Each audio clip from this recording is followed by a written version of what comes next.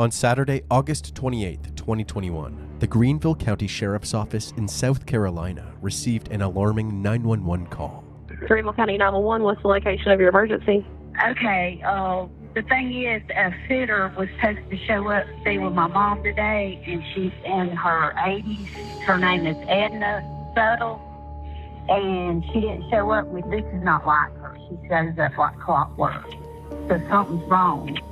The sitter being referred to is an 80-year-old woman named Edna Suttles. Even though Edna is retired, she frequently assisted the elderly community in her hometown of Travelers Rest, South Carolina. According to the caller, it was very uncharacteristic of Edna to be absent without giving notice. Law enforcement was immediately dispatched to Edna's residence to check up on her. They knocked at her door several times and looked through her window, but Edna never answered. The only person home was Edna's dog. Considering Edna's age, along with the unusual circumstances, authorities were concerned that Edna may have had some sort of emergency, so they made many efforts to locate her. First, they tried calling her cell phone, but there was no answer. Then, they contacted Edna's family and friends, but they were also unsure where she was. They then contacted multiple hospitals near her home. Each hospital confirmed that Edna was not a patient there. Law enforcement promptly opened a missing persons case and obtained a search warrant for her residence. Inside her home, there was still no sign of Edna. Her purse, shoes, and medication were missing, and her gold Jeep Grand Cherokee was not parked in the driveway. There was also no sign of a forced entry, and nothing suspicious that would indicate foul play. Law enforcement put out a Be on the Lookout, aka a bolo, on Edna's Jeep, and continued to canvass the area near her home. 1 week after issuing the bolo, on September 3, 2021, the vehicle was spotted parked at a Best Western hotel in Travelers Rest. According to the hotel, Edna had not checked in at this location, so police immediately obtained and reviewed the hotel's surveillance footage. Lucky for them, the hotel had a security camera pointed directly at the parking lot. Edna's vehicle can be seen pulling into the parking lot of the hotel, but to the detective's surprise, the person who exited the vehicle was not Edna. Instead, it was a middle-aged man. He can be seen walking around the vehicle, wiping down both the exterior and the interior. He then walks away from the vehicle and out of the camera's view. This behavior sparked significant concerns that this man may have harmed Edna and was attempting to wipe away the evidence. Who is this man? Why does he have Edna's car? And where is Edna? As the detectives worked to answer these questions, they discovered 2 more businesses with cameras that captured both the Jeeps and the mystery man's movements. The first camera was at an antique store that was located right next to Edna's residence, which provided a view of her driveway. The second camera was at a nearby grocery store called Food Lion. Starting from Friday, August 27, 2021 at 9:22 a.m. The same man from before can be seen pulling into the Food Lion's parking lot in his silver Chevy Cruze sedan. At 9:30, footage from the business beside Edna's home captured her leaving in her gold Jeep. Edna makes her way to the Food Lion while the mystery man does some shopping, purchasing a 4-pack of strawberry yogurt. By the time he exits the Food Lion at 9:39 a.m., Edna has arrived and is parked close to the entrance of the store. He gestures to her on his way back to his car, as if they know each other. After picking up a small bag from his vehicle, he heads back to Edna's Jeep and the two drive off together. It seems like this man was no stranger and that their meetup at the Food Lion was likely pre-planned. The two then drive back to Edna's residence. Shortly after returning to her house, she placed a call to one of her daughters at around 10:13 a.m. That particular phone call was the last time that Edna's family would hear from her. 3.5 hours later, at around 1:43 p.m.,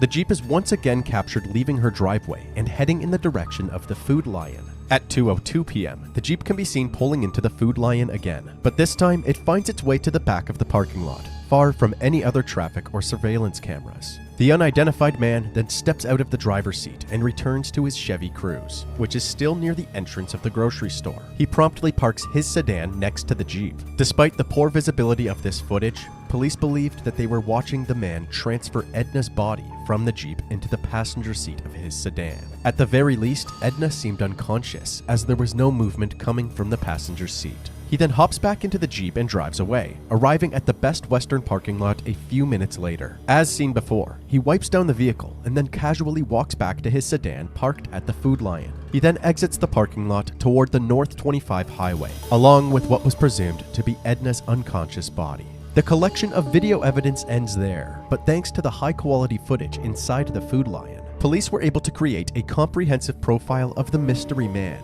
a tall, middle-aged white man with a distinctive birthmark on the left side of his face. In this same footage, the man can be seen using a frequent shopper loyalty card during the strawberry yogurt transaction. Police were able to find this transaction in the store's records to obtain the personal information attached to it. The owner of this loyalty card was 58-year-old Daniel Glenn Prince. Daniel Prince lived in Rutherford County, North Carolina, about 70 miles away from the town of Travelers Rest. He worked as a traveling handyman, but his business model was questionable to say the least. His clientele typically consisted of elderly women. And as you'll find out later, Daniel had a pattern of developing intimate relationships with these customers. Digging into Daniel Prince's records revealed that his criminal history was quite extensive. He had spent 13 years in prison for a kidnapping conviction in the state of Michigan. He was released in 2009 and his parole was terminated 2 years later in 2011. Not only that, but he also had a handful of other convictions, including firearm possession by a convicted felon and battery. Despite Daniel's worrisome past and the comprehensive surveillance footage, authorities were still unable to obtain an arrest warrant for kidnapping or homicide charges. However, after interviewing Edna's inner circle, it was made clear that Daniel would not have had the permission to drive Edna's Jeep. So, detectives were able to obtain an arrest warrant based on grand theft auto. The Jeep was located in the parking lot of the Best Western Hotel, which was in Greenville County, South Carolina. Daniel's residence was located about an hour away in Rutherford County, North Carolina. So, Greenville investigators collaborated with the Rutherford County Sheriff's Office for the remainder of this investigation. The body cam footage you are about to see is from September 9th, 2021, as officers arrive at Daniel's property to make the arrest. Totally cooperating. Just relax. Not doing anything. Alright, let's stand up on your feet. Right there.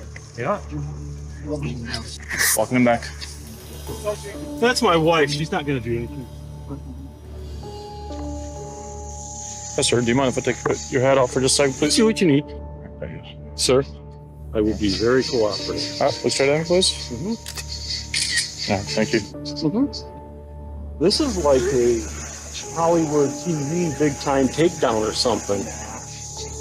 Following his arrest, Daniel was brought to the station for questioning. It became apparent very quickly that Daniel was withholding information. So you already met my partner, John. Once again, I'm Greg Walter. Okay. Both of us are investigators down in Greenville County. South Carolina. Yes, sir. Okay, I've never been to Greenville, South Carolina in my life. Okay, fantastic.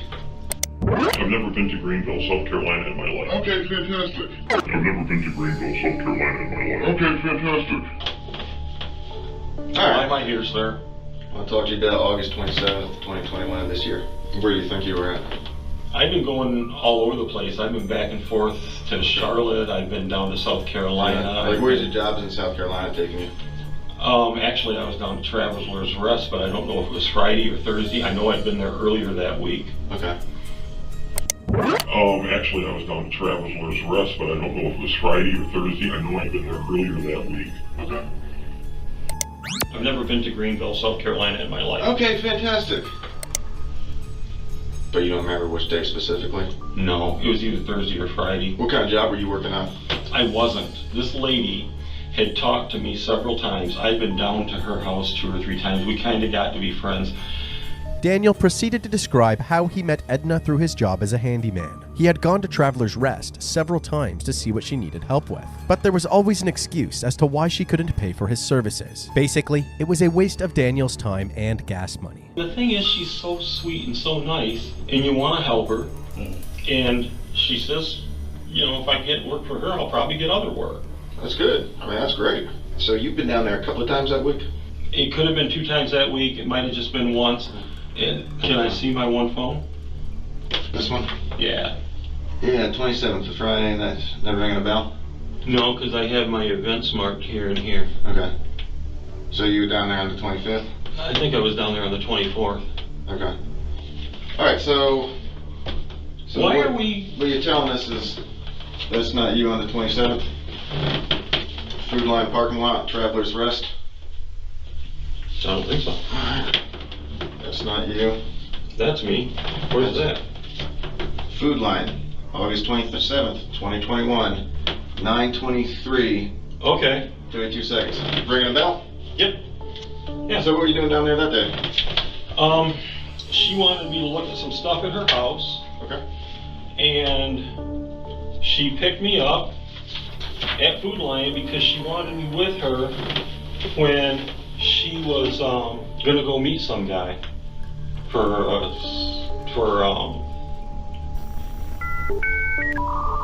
dang it, private investigator. Okay. Yeah. Yeah. Tell us about that. She wanted me to meet her down there. Okay. She was nervous because she says, I'm not sure I trust this guy. And she knows I've been in the military. And she says, will you meet me? And I go, yeah. So I went down to Food Lion and she met me. And he didn't show up where we went to next. And she had been trying to get a hold of him. And we went to her house for about 2 hours. And then we went back to Food Lion. And Daniel would spend half of this interview reiterating the same story, that he was Edna's bodyguard and Edna needed him to protect her when meeting up with a shady private investigator. However, the details of his story contradicted the surveillance footage, so they challenged his lies with more printed screenshots of the video evidence. what were you driving? I was driving a blue car. Your wife's car or your car? My wife's car. You got a work truck? No. Okay. So that's y'all coming down 25, you and her together? It could be. Okay. Yeah, here's a different angle, but I mean, you know, we've watched this car, right? Okay. Here's y'all in the hotel parking lot. Oh, look. You get out. Nobody else gets out. I told you that. You're walking around the car. Yeah. You wipe the entire car down. Because I was worried. You were worried. And there's you getting back into your car and driving away. Oh, she's with me. Look, man. Where's Ed? We need to know where Ed is. Her family is desperately looking for her. She's missing right now. Yes, Dan, where is Ed? I don't have a clue.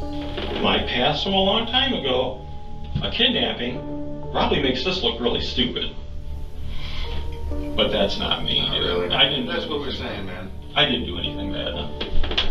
Despite the detectives' efforts, Daniel continued to lie and deny any involvement in Edna's disappearance. But that didn't mean that he was on his way home just yet. As this interview was taking place, investigators were actively executing a search warrant on his house. A whopping 22 firearms, some with missing serial numbers, were confiscated from his residence. This led to Daniel being charged with several state firearm violations, including possession of a firearm by a convicted felon, possession of a firearm with an obliterated serial number, 2 counts of possession of an unregistered short-barreled rifle, and 2 counts of possession of a short-barreled rifle with an obliterated serial number. Police also found a North Carolina license, passport, bank statement, debit card, and social security number that belonged to a 66-year-old woman named Nancy Rago. This raised serious red flags. The police feared that Edna might not have been Daniel's only victim. As the search of Daniel's property continued, investigators found more incriminating evidence that validated their suspicions. They uncovered 28 different electronic devices, including several cell phones. Detectives wondered if these devices belonged to Daniel's other victims. With this evidence pointing towards a potential serial killer, the FBI became involved in the investigation. While being held in custody, Daniel was met by FBI Special Agents Justin Newsom and Aaron Carlisle.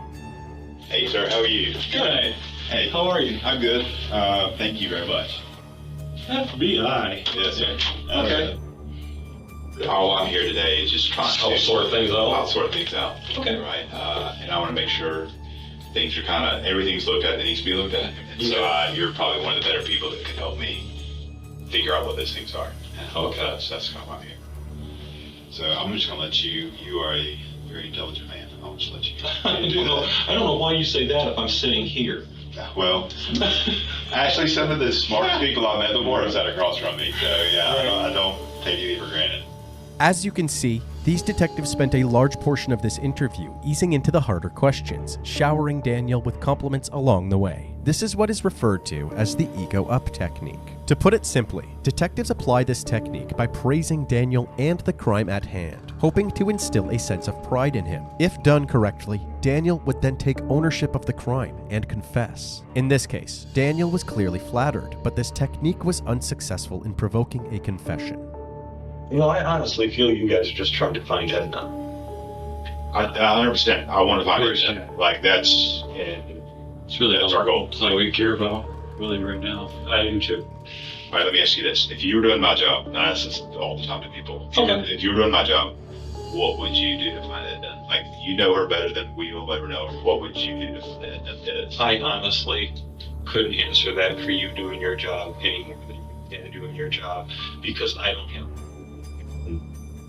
Just like the last interview, Daniel continued to deny any involvement in Edna's disappearance. They then asked Daniel about Nancy Rago. They learned that Daniel first met Nancy in 2015 through a classified ad that he posted online. Despite Daniel being a married man, he developed a romantic relationship with Nancy while she was living with her mother, Dolores Sellers. Dolores suddenly passed away in November of 2017. According to the autopsy report, Dolores died of natural causes, but detectives felt that something was off, especially after learning that Nancy had disappeared around the same time. Nancy was never reported missing because the family would periodically receive emails or texts from someone claiming to be her. But that person always declined to meet up or speak with anyone any further. According to Daniel, he was listed as having power of attorney over Nancy's bank account, which continued to receive Social Security deposits and had transactions almost every day since she went missing. Authorities theorized that Daniel had kidnapped Nancy, gained access to her finances, and was actively using her debit card. But at this point, that's all this was, a theory. So they wrapped up Daniel's second interview and continued with their investigation. Over the next few days, the electronic devices found at Daniel's home were analyzed, and law enforcement determined that some of these devices belonged to Nancy, Dolores, and Edna. They also found a phone that belonged to a Florida woman named Lee Goodman. Investigators learned that Lee and Daniel had met in September of 2018. Using information from Lee's cell phone, investigators determined that Lee had disappeared within days of meeting Daniel. However, the exact circumstances surrounding her disappearance remained a mystery, as her body was never found. Investigators used Nancy and Lee's disappearances as a means to obtain a second search warrant of Daniel's home. And on September 23, 2021, the search was executed. Investigators found partially full pill bottles prescribed to Nancy. The medications included cyclobenzaprine, tramadol, and lorazepam. They also found a white bag containing various items, including zip ties, a taser, lubricant, and crushed pills in a sandwich bag labeled Ativan. Throughout this investigation, Daniel's wife was in the process of preparing to sell their North Carolina home. Part of this process included enlisting her friends to help tidy up the property. On October 9, 2021, one of these friends stumbled upon a bee box approximately 75 yards from the home, in an area mostly surrounded by trees. Inside the box was a handful of personal items that seemed related to the ongoing investigation. So, they decided to notify the Rutherford County Sheriff's Office of this discovery. A third search warrant was issued, and the bee box was inspected by authorities. Inside the box was a woman's purse, rope, more zip ties, medication, an empty yogurt container, and keys for a Jeep Grand Cherokee. Beside the box, they found more items, including a shovel, a pickaxe, and straps. Approximately 30 feet away from the box, authorities found an interior vehicle panel along with a black trash bag and a tarp. Inside that black trash bag was various items that belonged to Edna, including a bracelet, earrings, and a pair of shoes. All of these items were sent in for forensic testing. The residue on the walls of the yogurt container came back positive for cyclobenzaprine, tramadol, and lorazepam, the same medications prescribed to Nancy. These substances are known to induce drowsiness, dizziness, and relaxation. They also tested the white plastic bag, which had Edna's DNA on it. They believed that Daniel used this mixture of prescription medication in the yogurt to drug Edna before suffocating her with the plastic bag. The next day, on October 10, 2021, a police canine trained to detect the odor of human decomposition searched Daniel's property but did not locate any remains. However, the canine detected a strong scent at the location where the vehicle panel, trash bag, and tarp were recovered. On October 13, 2021, the FBI confronted Daniel yet again, this time armed with a mountain of evidence. To their surprise, Daniel was now ready to cooperate. According to court documents, before the interview began, Daniel said that he wanted to fully disclose his sins, and stated that he knew he would likely spend the rest of his life in prison. There are things that have to happen, and there are things that are going to happen. And I'm a realist, and I have acceptance with this. I would like a little bit of control in how they have it.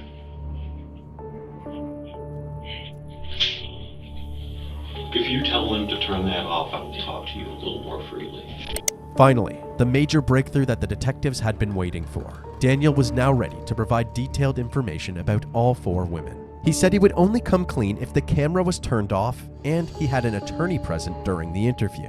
The detectives complied with his demands, but were still able to record with an audio device. I would have a very frank conversation with you. If you are comfortable talking to I'm me. incredibly comfortable talking to you. Okay. And I feel like I can talk to you one guy to another. I would prefer not to have the death penalty on the table. I think that would be warranted for this degree of contrition and help. And I'm willing to help you with this stuff. Because I really, truly, it's eating away at me, man. I want it off my conscience. Before Daniel would reveal the details of his crimes, he requested a plea deal that would spare him from the death penalty and being federally prosecuted for Nancy, Dolores, and Lee's disappearances. After authorities agreed to this plea deal, Daniel proceeded to admit to the murders of all 4 women. What is the number that I need to go back and just say there's Number of human beings? Okay, 1, 2, 3, 4. I know this sounds like there's a lot of bodies here. When describing his role in Dolores and Nancy's deaths, he said that he hypothetically assisted a close friend with the euthanasia of a family member. He then looked up at the detectives and said, "That is one body." The close friend, Nancy, then had feelings of remorse and was apparently going to tell law enforcement. Daniel then said Nancy was the second body.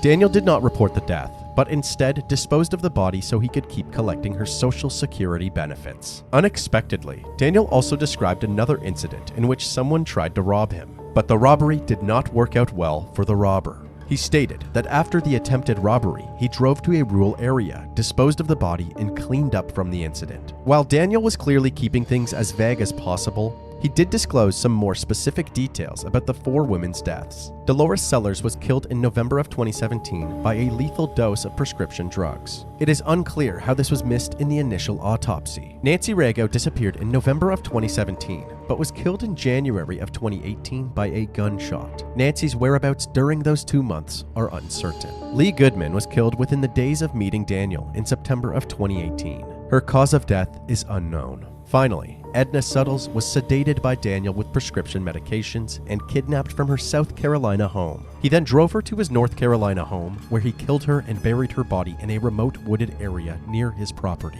The detectives then asked Daniel if he could guide them to the burial site. Can you just help me get that closure for Edna's family? Do you at least know a good location? I could give you within 3 feet. 8 months following this interview, on May 16, 2022, Edna's body was recovered after Daniel was escorted to his property and was able to direct the officers to the exact burial spot. Edna's lifeless body was found lying on her side, still fully clothed, and with her jewelry intact. Despite being buried for 8 months, her body was still in decent condition, and authorities were able to perform a full autopsy. The autopsy confirmed that Edna had been drugged by Nancy's prescription medication mixed in the strawberry yogurt. The cause of death was strangulation. On June 21, 2022, Daniel Prince pled guilty to kidnapping resulting in death in regard to the disappearance and death of Edna Suttles. We certainly want to thank y'all for joining us today as we announce an arrest and subsequent plea deal has been reached in connection with the disappearance and death of Edna Suttles. She went missing from Greenville County on August the 27th of 2021. This investigation uncovered the man responsible, a man who has now been identified as a serial killer residing in Boston, North Carolina, 59-year-old Daniel Glenn Prince. Due to Daniel's request for a plea deal, he successfully avoided the death penalty. He was sentenced to life in prison without the possibility of parole. Daniel Prince will spend the rest of his life in the USP Hazleton Federal Correctional Complex in Preston County, West Virginia, or as its inmates call it, Misery Mountain.